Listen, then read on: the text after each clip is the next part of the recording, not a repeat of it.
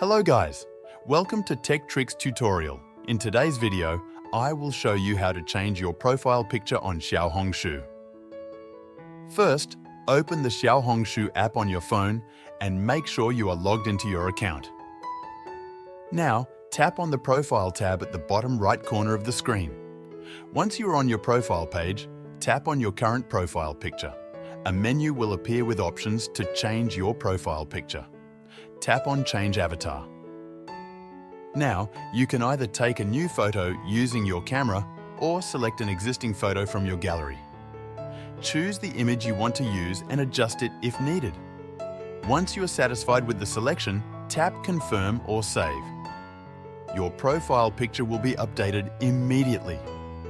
If you do not see the change, try refreshing the app. Thanks for watching this tutorial. If you found this video helpful, please like and subscribe to our channel for more tech tips and tutorials.